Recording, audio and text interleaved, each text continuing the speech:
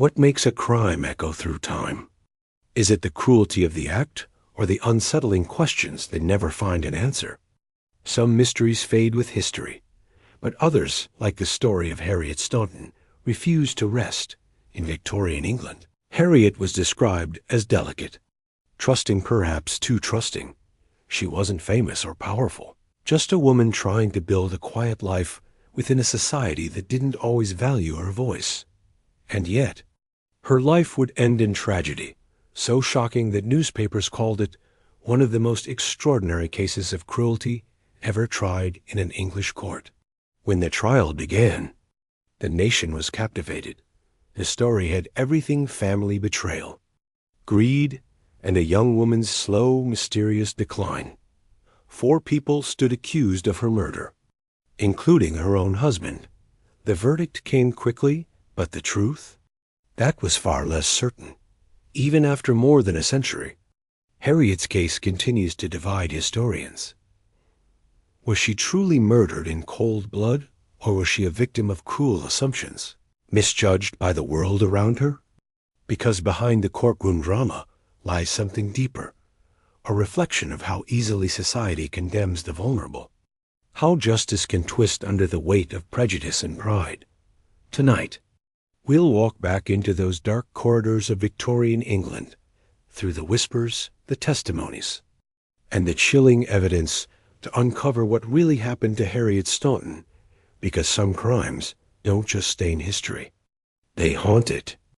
Before the trial, before the scandalized newspaper headlines and whispered judgments, there was simply Harriet, a young woman living in the very heart of Victorian society, who wanted what most of us want: stability, companionship, and a life where she could belong. Harriet was born into a world that was, in many ways, not kind to women like her. Descriptions from her own time portray her as gentle, trusting, and, in the language of Victorian England, childlike. Today, we might understand those descriptions differently. Some historians suggest she may have lived with a developmental disability, or at least been viewed as simple-minded by those around her. What is certain, however, is that Harriet's vulnerability shaped the way others treated her, and, in the most tragic sense, how her life unfolded. To picture Harriet, you have to step into the rhythm of late 19th century England. This was a time when women's lives were often dictated by their families and husbands. Independence, as we think of it today, was rare. A woman's reputation, her security, even her survival, were closely tied to those who controlled her household. And Harriet, by all accounts, was no exception. She grew up under the watchful eye of relatives, always somewhat dependent on the guidance of others. While we don't know every detail of her daily life, it's not hard to imagine the routines she might have followed. Walks along cobblestone streets, afternoons of needlework or reading, quiet evenings by the fire. These simple acts of Victorian domesticity, though ordinary, formed the framework of her world. Yet, unlike others of her class, Harriet had a vulnerability that made her especially reliant on those who promised to care for her. That vulnerability did not go unnoticed. It is here that her story intersects with a man who would change everything: Louis Staunton. Louis was described as ambitious, charming in his way, but also calculating. For him, Harriet was not simply a woman, she was an opportunity. Harriet had an inheritance, modest but significant enough to attract attention. And in the rigid social structures of the time, marriage was not only about love. It was also about property, security, and status. When Harriet married Louis in 1875, she may have believed she was entering a union built on affection and companionship. But others suspected something more sinister, that Louis saw in Harriet a chance to gain control over her finances and, perhaps more troublingly, her very personhood. In Victorian law, a husband held enormous power over his wife. Once married, a woman's property, her decisions, and even her freedom could fall under her husband's authority. For Harriet, who whose voice was already quiet in the public sphere, this legal reality made her even more vulnerable. And yet, if you step back for a moment, it's important not to lose sight of Harriet the individual. She was not merely the victim of her circumstances. Accounts suggest she had a gentle kindness, an innocence that drew people to her. One can imagine her smiling softly during a family gathering, or expressing delight at small, simple pleasures, a new dress, a kind word, a comfort of familiarity. Those who knew her may not have described her as strong in the conventional sense, but there is something profoundly human in her trust, her willingness to lean on others. That trust, however, would soon become her undoing. For after the marriage, Harriet's world narrowed. Louis, together with his brother Patrick, and Patrick's partner Alice, formed a closed circle around her. Slowly, Harriet was drawn away from her own family, from the support structures that might have protected her. She was relocated, isolated, and increasingly cut off from those who might have noticed her suffering. But let's pause here. Before we rush ahead to the darker chapters, it is worth sitting with Harriet in her quieter moments. Imagine her walking through a Victorian garden, the scent of roses in bloom, her dress brushing against the gravel path. Picture her sitting by a window with needle and thread, or perhaps leafing through a simple book, her mind wandering. These moments of normalcy matter because they remind us that Harriet was not defined only by what happened to her. She was a person who lived, who hoped, who, like any of us, likely dreamed of happiness in her own way. This is why her story still unsettles us. Because Harriet could so easily have been overlooked in her own lifetime, and yet her death made her unforgettable. Her life reminds us how fragile security can be, and how easily trust can be betrayed when power is unevenly distributed. When we think of Harriet today, we must resist the temptation to view her solely through the lens of victimhood. Instead, we can see her as a young woman trying to carve out a place for herself in a world that did not give her many choices. And perhaps that is what makes her case resonate even now. Harriet represents not only a personal tragedy, but a wider reflection of how society can fail those who are most vulnerable. As we step forward in this story, keep that image of Harriet in mind, not the courtroom figure described in legal records, but the woman in the quiet garden, or by the fire, or walking hopefully into a marriage she believed would give her stability. It is that Harriet, the person at the center, who deserves to be remembered. The final weeks of Harriet Staunton's life read like a slow descent into isolation and neglect. But there was one day, a single point on the calendar, when everything shifted irreversibly. That day was April 13th, 1877. A day that began quietly, almost mundanly, yet ended with a tragedy that would ripple across Victorian England. To understand what unfolded, we must piece together fragments, witness testimony, court records, and the scattered recollections of neighbors. None of them give us a complete picture, but together they form a chilling mosaic of Harriet's last known hours. The day began in the small house at Penge, where Harriet was living with her husband Louis, his brother Patrick, and Patrick's partner Alice. The household had long been marked by tension. Neighbors would later recall that Harriet was seldom seen outside, and when she was, she appeared thin, pale, and subdued. On that April morning, there were no sounds of bustling domesticity, no signs of Harriet tending to chores or enjoying fresh air. Instead, witnesses described an eerie quiet. One neighbor later remarked that the blinds were drawn, though the sun was bright outside. What exactly was happening inside those walls, we may never know. But it seems Harriet was already gravely unwell.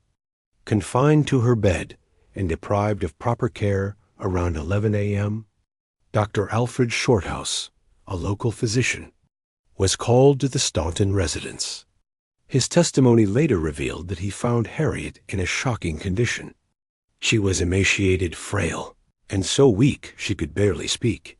The doctor noted that Harriet's hair was unkempt, her clothes unclean, and her body bearing the marks of neglect. She looked more like a starved prisoner than a wife in her own home. One account summarized, strangely though, Louis and the others in the household appeared calm, even indifferent. They insisted Harriet was merely delicate, that her health had always been fragile. Yet Dr. Shorthouse sensed something was deeply wrong. He recommended immediate nourishment and better care. But here's the unsettling detail. Despite his visit, no real change seemed to follow. Harriet remained in that dimly lit room, weak and isolated. As the hours ticked by 2 p.m., several neighbors noticed unusual activity around the Staunton home. Patrick was seen leaving hurriedly, then returning with parcels. Alice, too, was spotted pacing near the windows, drawing the curtains tighter. One neighbor, Mrs. Cotton, later testified that she thought it odd how the family seemed to shun outside contact that day. It was as though they didn't want anyone to know what was happening inside, she recalled. Meanwhile, no one saw Harriet at all. For a woman who once liked sitting by the window to watch the street, her complete absence struck some as strange. Sometime between 6 o'clock and 7 p.m., Harriet's condition deteriorated dramatically. Accounts suggest she became delirious, her speech incoherent, her breathing labored. Yet rather than summon urgent medical help, Louis and Patrick seemed almost passive. Later reports claimed that when asked why Harriet had not been taken to a hospital sooner, Louis simply replied that she was too ill to move. To many, that explanation rang hollow. If anything, wouldn't someone in such a state need immediate intervention? But no intervention came. Instead, Harriet lay in her bed, fading rapidly, while those around her seemed to treat the crisis with an almost chilling detachment. By 9 p.m., Harriet was gone. Dead at just 33 years old, the official cause of death was recorded as starvation and neglect. A verdict so stark it sent shivers through Victorian society. How could a woman living in a respectable English household, married into a family of means, die in such a way? Neighbors recalled seeing the household unusually quiet that night, the blinds still drawn, the lamps burning late. Some said Louis was composed, too composed, as though Harriet's passing was not a tragedy, but an inconvenience. One striking detail later emerged. Harriet's young child, who had also been kept in the house, appeared thin and neglected as well, though he survived. It painted a disturbing picture of systematic disregard. Not a sudden medical crisis. By the following morning, news began to ripple through the community. Harriet was dead, and the circumstances were troubling. Whispers grew louder. Had she been deliberately mistreated? Was this a tragic oversight or something darker? Dr. Shorthouse, who had seen Harriet just hours before her death, was outraged. He insisted that no natural illness could explain her condition. She had been deprived of food and care, he later testified. It was as though she had been left to waste away. The police were soon alerted, and what they found when they entered the Staunton home would horrify not only them, but the entire nation. When you step back and consider that day, April 13th, 1877, it is hard not to notice the silences, the evasions, the choices not made. A doctor was called, yet no real help was given. Neighbors noticed odd behaviors, yet no one intervened. Harriet herself, a woman whose life had been marked by dependency and trust, had no power to escape the situation she was in. The day everything changed was not marked by a dramatic crime in the night, nor by a sudden violent act. Instead, it was marked by absence of food, of care, of compassion. And that absence proved fatal. From this moment forward, Harriet's story would no longer be confined to the walls of her home. It would spill into courtrooms, newspapers, and public debate. Her death would spark outrage, fascination, and a trial that would grip Victorian England. But before the headlines and the scandal, there was only Harriet. A woman who woke up that morning alive, and by nightfall was gone. When Harriet Staunton's death was first reported, the local police might have expected a routine inquiry. A young woman in fragile health, gone too soon, perhaps a sad but natural tragedy. But what they found inside the Staunton household at 77 Annerley Road in Penge was anything but ordinary. The initial report reached police through Dr. Alfred Shorthouse, who had examined Harriet just hours before her death. He was shaken enough by her condition, emaciated, filthy, neglected, that he insisted something criminal had taken place. This wasn't a case of illness, he argued. This was a case of cruelty, neglect, and perhaps even deliberate starvation. His testimony alone was enough to ensure the police could not dismiss the matter. Detectives arrived within a day. Their first impression of the household was disturbing. Harriet's body, still in the bedroom, showed clear signs of malnourishment. She weighed just 5 stone, around 70 pounds. Her cheeks were hollow, her body frail, her skin marked by sores. The room itself was described as unkempt. Dirty bedding, little evidence of proper meals, and a faint smell of illness.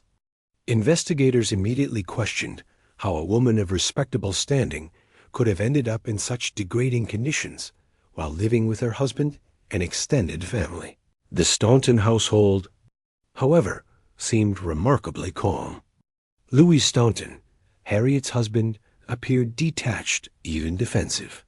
He explained away his wife's state as the result of her delicate constitution. His brother Patrick offered similar justifications, while Patrick's partner Alice remained quiet but supportive of the brothers. It was their composure so, at odds with the shock around them, that struck police and neighbors alike. The police began canvassing neighbors, who provided troubling details. Mrs. Cotton, a local resident, testified she rarely saw Harriet outside. When she did, Harriet appeared withdrawn, sometimes in clothing that seemed inadequate for the weather. Others noted that Harriet often seemed thinner with each passing month, as if she were slowly wasting away. One neighbor recalled seeing Alice shopping, but never for food in quantities that might suggest proper meals for a household of 4 adults and a child. Doctors who had occasionally been called to the house also painted a grim picture. They described Harriet as suffering not from a sudden illness, but from long-term deprivation. Malnutrition, they argued, was evident. This chorus of voices began shaping the police's theory. Harriet had not died of natural causes. She had been systematically starved. Attention quickly turned to the 4 adults in the house. Louis Staunton, Harriet's husband, cold, aloof, and seemingly indifferent to his wife's suffering. He claimed she had been mentally weak and hard to manage, suggesting that her decline was her own fault. Patrick Staunton, Louis's brother. He lived in the house and was seen running errands, yet claimed little knowledge of Harriet's state. Some neighbors believed he was more directly involved than he admitted. Alice Rhodes, Patrick's partner. She had no official tie to Harriet, but lived as part of the household. Witnesses noticed her frequently drawing curtains and limiting Harriet's visibility. Some speculated she resented Harriet's presence. Elizabeth Staunton, Louis and Patrick's mother. Though not constantly present, she was accused of influencing her sons and condoning Harriet's neglect. The question for investigators was whether all 4 had conspired to let Harriet waste away, or whether responsibility lay more heavily with Louis. Evidence in 1877 was far from what we might expect today. Forensic science was still in its infancy. There were no toxicology screens or advanced autopsies. Instead, the focus was on physical appearance and circumstantial evidence. Doctors testified that Harriet's stomach was empty, her body reduced by starvation. The condition of her child frail, but still alive, suggested the neglect extended beyond Harriet herself. Investigators also examined the household's finances. Louis, it turned out, had financial control of Harriet's inheritance, raising suspicions about motive.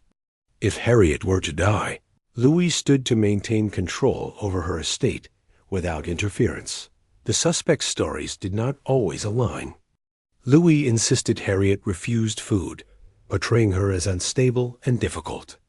Patrick echoed this, though inconsistently, at one point admitting Harriet was weak, at another suggesting she was simply ill. Alice, when pressed, claimed she had done her best, but distanced herself from responsibility. And Elizabeth Staunton, the mother, denied knowledge of Harriet's suffering altogether. But against this backdrop of excuses stood the testimony of doctors and neighbors' accounts, far harder to dismiss. It is important to remember that Victorian investigators lacked the tools we take for granted. They could not test for poisons with precision, nor could they prove intent through science. Instead, they relied heavily on visual observation and witness credibility. This meant the investigation leaned toward moral outrage as much as forensic evidence. Harriet's gaunt body, the squalid conditions, and the calm detachment of her family painted a damning picture. Still, defense lawyers would later argue that malnutrition could have been the result of a medical disorder, not deliberate starvation. Without modern science, it was difficult for investigators to definitively prove otherwise. The press seized upon the case almost immediately. Victorian England had a fascination with crime, and Harriet's death tragic, shocking, and steeped in domestic scandal made perfect headlines. Newspapers dubbed it the Penge Mystery. The name alone carried a sinister, almost Gothic weight. Articles detailed Harriet's decline, the alleged cruelty of her in-laws, and the shocking notion that a respectable woman could be left to waste away in her own home. Public outrage was swift. Many viewed Harriet as a victim not only of her family, but of a society that gave husbands near total control over their wives' lives and finances. The case became a lightning rod for debates on marriage, women's rights, and the moral duty of family, as with many high-profile cases. Rumors flourished. Some suggested Harriet had been deliberately hidden away to prevent her from interfering in Louis's personal affairs, particularly his rumored attachment to another woman. Others speculated that Harriet's mental capacity had made her an easy target, that her family had simply decided she was inconvenient. At one point, there were whispers of poison. Could Harriet's wasting away have been more than neglect? But no chemical evidence was ever found, and doctors leaned firmly toward starvation as the cause. There were even bizarre claims that Harriet had been moved between properties to keep her out of sight. Though most investigators concluded she spent her final weeks at Penge, these rumors clouded the investigation, but also kept public attention fixed. Faced with mounting evidence and public outrage, police opted for a sweeping approach. Charge all 4 adults Louis, Patrick, Alice, and Elizabeth with Harriet's murder. It was a bold move, reflecting the belief that Harriet's death had been a collective act of neglect. Whether out of cruelty, indifference, or greed, the household had failed in its duty of care, and for that, they would all stand trial. By the time arrests were made, the case had already taken on the aura of a national scandal. Crowds gathered outside police stations, newspapers ran daily updates, and the phrase, "the Penge Mystery," was on everyone's lips. Harriet's story had become more than one woman's tragedy. It was a mirror held up to Victorian society, raising questions about marriage, morality, and the hidden cruelties of domestic life. The investigation was far from perfect. It lacked the forensic certainty we expect today, and it relied heavily on appearances and testimony. Yet in the absence of modern tools, the image that emerged was damning enough. A young woman, isolated and dependent, had wasted away while those closest to her looked on. From here, the story would shift to the courtroom stage, where every detail of Harriet's life, her marriage, and her death would be dissected in front of a captivated public. The trial of the Stauntons would not only seek justice for Harriet, but would expose the dark underbelly of Victorian domestic life. When news of Harriet Staunton's death spread, the explanation seemed painfully clear to almost everyone who heard it. A young woman, fragile in mind, frail in body, and financially dependent on her husband, had been deliberately neglected until her body finally gave out. The simplest and most obvious theory, the one embraced by much of the Victorian public, was that Harriet had been starved to death by those closest to her people, who not only had the means and opportunity, but also a powerful financial motive, Louis Staunton. Harriet's husband had gained control of her modest inheritance upon their marriage. It was no great fortune, but it provided comfort and stability, something Louis and his family had long craved. As long as Harriet lived, her care required resources. If she died, Louis would be free of the cost of maintaining her and yet retain access to her money. In the cold arithmetic of greed, Harriet's death was more profitable than her life. For many Victorians, this financial motive was enough to explain everything. Louis, they argued, had chosen neglect as his weapon, slowly weakening his wife until she could no longer endure. The way the household operated seemed to reinforce this theory. Harriet's meals were reportedly sparse, sometimes almost non-existent, and she was kept largely out of sight. Witnesses described how rarely she was seen outdoors, and when she did appear, her frame looked thinner, her step weaker, her expression vacant. Neighbors recalled curtains being drawn across the windows, as if to conceal what was happening inside. To those looking from the outside, it appeared as though the household had closed in around her, each member complicit in her isolation. Louis, his brother Patrick, Patrick's partner Alice, and Elizabeth Staunton, the matriarch, were all implicated. Whether through action or silence, they seemed united in allowing Harriet to waste away. Medical testimony offered further fuel. Doctors who examined Harriet near the end described her body as emaciated, reduced to a state resembling that of a famine victim. Witnesses spoke of her filthy living conditions, her disheveled appearance, and the apparent indifference of her husband. Newspapers seized on these details, publishing headlines that screamed of cruelty and greed. To the Victorian public, it was a moral outrage, a story that demanded indignation. The narrative was simple and devastating. A vulnerable woman had been slowly murdered by the very people who should have protected her. And yet, for all the certainty surrounding this explanation, something about it does not entirely add up.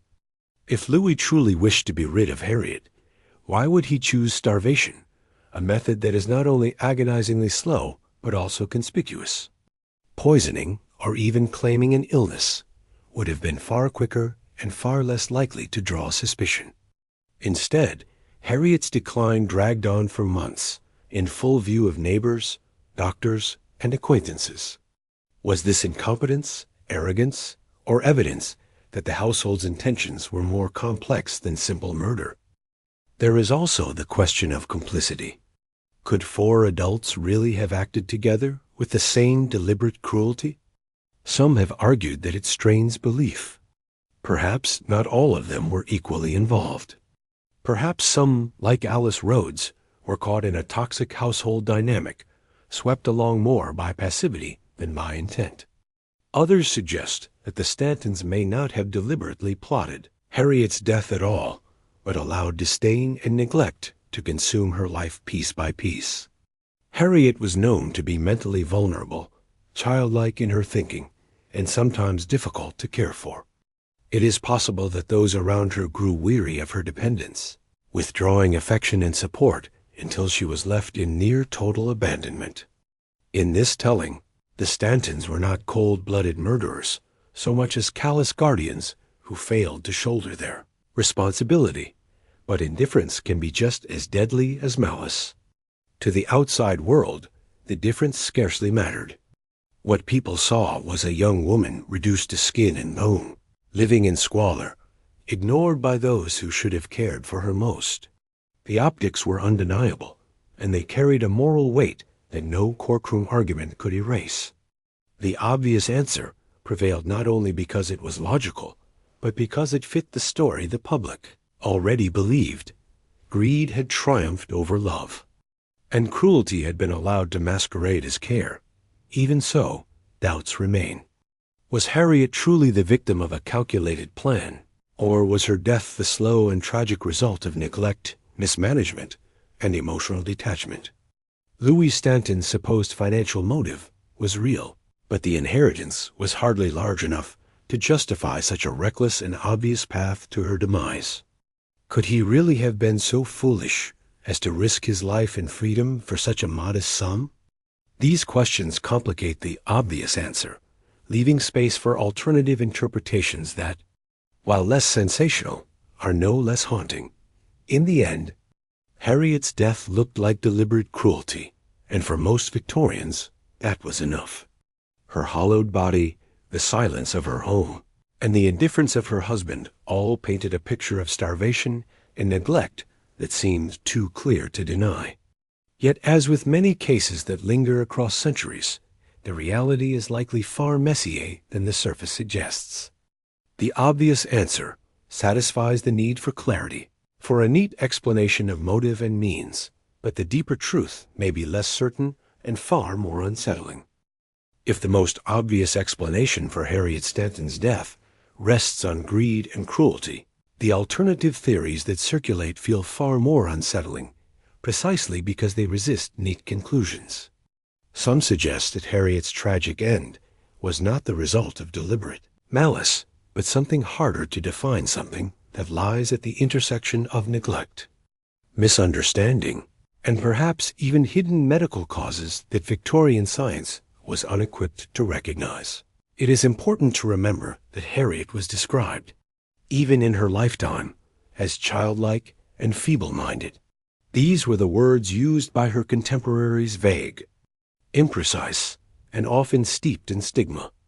Today, such descriptions might refer to developmental difficulties, a mental health condition, or even a neurological illness. But in the 1870s, these nuances were rarely acknowledged. Instead, Harriet was treated as fragile, even defective, a woman whose judgment could not be trusted. In such an atmosphere, it is possible that what happened to her was not simply calculated cruelty, but the grim result of misinterpretation. Could it be that the very people accused of starving her to death believed, in their own distorted way, that they were managing someone they considered incapable of independence? Some historians have speculated that Harriet may have suffered from an undiagnosed condition, such as anorexia nervosa, epilepsy, or a wasting disease like tuberculosis, illnesses that, at the time, were poorly understood and often cloaked in shame. If Harriet had refused food, withdrawn from social life, or appeared listless, her household might have responded with frustration rather than care. In a culture where women's illnesses were often dismissed as hysteria or moral weakness, Harriet's decline could easily have been overlooked or minimized until it was too late. This theory is deeply unsettling because it suggests not deliberate murder, but a slow erosion of compassion, a death caused by a society that failed to value or understand women like Harriet. Yet another layer of unease emerges when we look at how witnesses described Harriet in her final months. Some accounts emphasize her extreme frailty, but others note moments of lucidity, even brief improvement. Could it be possible that her condition fluctuated, confusing both doctors and her family? If so, the household's inaction may not have stemmed from a sinister plot, but from a dangerous complacency. They may have told themselves that Harriet was not as ill as she seemed, that she would recover on her own, that intervention was unnecessary. And by the time reality became undeniable, it was far too late. Still, there are aspects of this theory that resist easy acceptance. If Harriet's death was purely medical or accidental, why the secrecy? Why the closed curtains, the sparse meals, the reports of filth and isolation? These details suggest at least some level of neglect, if not outright cruelty. It is difficult to reconcile the image of a household struggling with a misunderstood illness with the image of a woman left to wither and squalor. Unless, of course, both were true that Harriet did suffer from an illness. But her family's response was shaped by disdain and embarrassment rather than genuine care. There is also a darker, more ambiguous possibility that Harriet was seen as a burden, but not one to be actively destroyed. Instead, she may have been slowly abandoned within her own home, deprived not just of food, but of affection, comfort, and dignity. This is perhaps the most haunting theory of all that. Harriet's death was not a crime in the traditional sense, but the inevitable outcome of being unwanted, dismissed, and quietly erased. To imagine her sitting alone in darkened rooms, hearing the muffled voices of those around her, but receiving no kindness, is to picture a loneliness more chilling than violence itself. And yet, the unsettling part of this theory is that it is almost impossible to prove. Victorian records are limited, and the language of the time masks much of what might have been happening behind closed doors. What looks like intentional starvation might have been indifference. What looks like conspiracy might have been a household fractured by shame, resentment, and confusion. Harriet's fate could have been sealed not by a single malicious act, but by 1,000 small choices, each one a decision not to intervene, not to comfort, not to care. It's hard not to wonder then whether Harriet's story is less about murder and more about erasure. She was a woman marginalized by her era, her vulnerabilities treated as inconveniences rather than needs. In that context, her death becomes a reflection of a broader failure, not just of her family, but of an entire society that made women like Harriet invisible. That possibility is far less dramatic than a clear-cut crime, but in its quiet cruelty, it may be even more disturbing. What makes this case particularly haunting is the sense that key pieces of the puzzle were always just out of reach. Was Harriet's death the result of calculated cruelty, careless neglect, or tragic misunderstanding? The trial suggested one answer, but the appeals suggested another, and the truth may lie somewhere in between, messy, contradictory, impossible to pin down. That uncertainty has left researchers, historians, and readers alike with a lingering frustration. We crave resolution, a definitive conclusion to place the story in order. But Harriet's life and death defy such simplicity. As time has passed, the emotional toll of this unresolved story continues to echo. For those who still revisit the case, it is impossible not to imagine Harriet herself, the lonely figure at the center of so much speculation. Stripped of dignity in life and of clarity in death, she has become more symbol than person. And yet, her memory persists, not through the certainty of facts, but through the unease her story inspires. Even now, more than a century later, Harriet's fate continues to raise the same uncomfortable questions about responsibility, compassion, and the fragility of truth. The trail, then, is not simply cold, it is frozen. Locked behind the limitations of its time, encased in conflicting accounts, and clouded by shifting public opinion, the case of Harriet Staunton seems destined to remain unsolved. We can sift through the fragments, speculate on motives, and revisit theories, but the heart of the mystery lies in what we cannot know. Harriet's voice was lost long before history began to debate her, and without it, we are left only with echoes. And so, the story endures as many cold cases do, not with closure, but with silence. The unanswered questions hang heavier than any verdict. What truly happened in those final months? Who bore the greatest responsibility? Could Harriet's fate have been prevented if only someone had acted differently? These questions linger, unanswered, suspended in the quiet void where truth should be.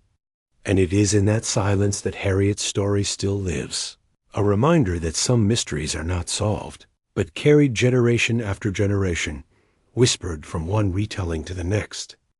And so, the mystery of Harriet Staunton remains quiet, unresolved, and lingering in the echoes of history. Her story, like so many others lost to time, reminds us that not every question finds an answer, and not every life receives the justice it deserves. If you've heard of this case before, I'd love to know your thoughts. Do you believe the official story, or do you think there's more hidden beneath the surface? Share your reflections in the comments below. I read everyone. And if you found yourself drawn into this haunting tale, consider subscribing for more quiet, haunting investigations into forgotten true crime stories.